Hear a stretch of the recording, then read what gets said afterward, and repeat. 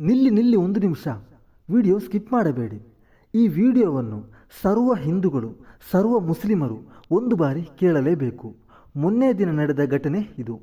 2 Muslim ಮಹಿಳೆಯರ ಈ ವಿಷಯ ಸರ್ವ ಮಂಗಳೂರಿನ ಜನರು ಕೇಳಲೇಬೇಕು. ಮಂಗಳೂರು ಎಂದರೆ ಸಾಮಾನ್ಯವಾಗಿ ಕೋಮುಗಲಭೆಯ ತವರೂರು.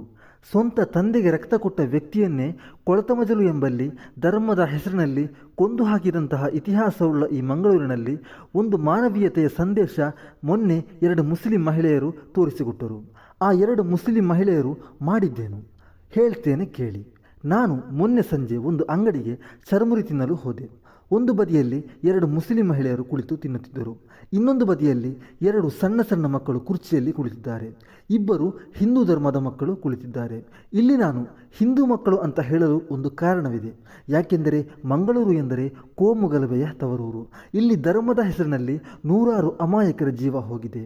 ಹಾಗಾಗಿ ನಮ್ಮ ಊರಿನಲ್ಲಿ ಶಾಂತಿ ನೆಮ್ಮದಿ ಬೇಕಿದೆ.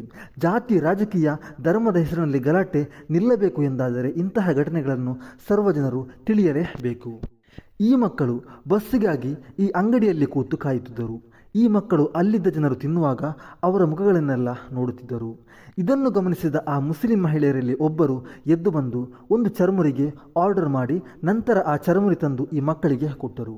ಆ ಮಕ್ಕಳಿಗೆ ಆಹಾರ ಕೊಡಬೇಕು ಎಂಬ ಅವಶ್ಯಕತೆ ಆ ಮಹಿಳೆಗೆ ಇಲ್ಲ. ಆದರೆ ಆ ಮುಸ್ಲಿಂ ಮಹಿಳೆ ಈ ಮಕ್ಕಳ ಜಾತಿ ಧರ್ಮ ನೋಡದೆ ಮಾನವೀಯತೆಯ ದೃಷ್ಟಿಯಿಂದ ತೆಗೆದುಕೊಟ್ಟರು. ನಂತರ ಈ ಮಕ್ಕಳು ತಿನ್ನಲು ಶುರು ಮಾಡಿದಾಗ ಈ ಮಕ್ಕಳು ಹೋಗುವ ಬಸ್ ಬಂತು. ಅದೇ ಬಸ್ಸಿಗೆ ಹತ್ತಲು ಈ 2 ಮುಸ್ಲಿಂ ಮಹಿಳೆಯರು ಹೋದಾಗ ಅವರಲ್ಲಿ ಒಬ್ಬಳು ಮಕ್ಕಳೊಂದಿಗೆ ಹೇಳುತ್ತಾಳೆ, ನೀವು ಯಾವ ಬಸ್ಸಿನಲ್ಲಿ ಹೋಗೋದು? ನಿಮ್ಮ ಮನೆಯಲ್ಲಿ? ಆ ಮಕ್ಕಳು ಹೇಳುತ್ತಾರೆ, ನಮಗೂ ಕೂಡ ಇದೇ ಬಸ್ಸಿನಲ್ಲಿ ಹೋಗಬೇಕು ಮನೆಗೆ. ಇವರಿಗಿನ್ನೂ ಆಹಾರ ತಿಂದು ಮುಗಿದಿರಲಿಲ್ಲ.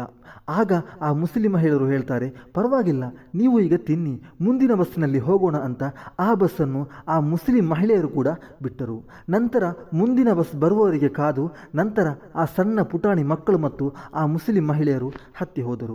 ಸ್ನೇಹಿತರೆ, ಇದಕ್ಕಿಂತಲೂ ದೊಡ್ಡ ಮಾನವೀಯತೆಯ ಸಂದೇಶ ಬೇರೆ ಇದೆಯಾ? ಇದು ಮೊನ್ನೆ ನನ್ನ ಕಣ್ಣೆದುರಿನಲ್ಲಿ ನಡೆದ ಘಟನೆ. ನಾನು ಯಾಕೆ ಈ ವಿಷಯ ಹೇಳಿದೆ ಅಂದರೆ, ನಮ್ಮ ಮಂಗಳೂರಿನಲ್ಲಿ ಇನ್ನೂ ಕೂಡ ಕೋಮು ಸೌಹಾರ್ದತೆ ನಾಶವಾಗಿಲ್ಲ. ನಮ್ಮ ಮಂಗಳೂರನ್ನು ಧರ್ಮದ ಹೆಸರಿನಲ್ಲಿ ಒಡೆದು ಹಾಕಿದ್ದು ರಾಜಕೀಯ ವ್ಯಕ್ತಿಗಳು. ನಾನು ಈಗ ಇದನ್ನು ಹೇಳುವಾಗ ಈ ಸೌಹಾರ್ದತೆ ಇಷ್ಟವಾಗದೆ ನನ್ನನ್ನು ಬೈಯುವವರು ಕೂಡ ಇರಬಹುದು.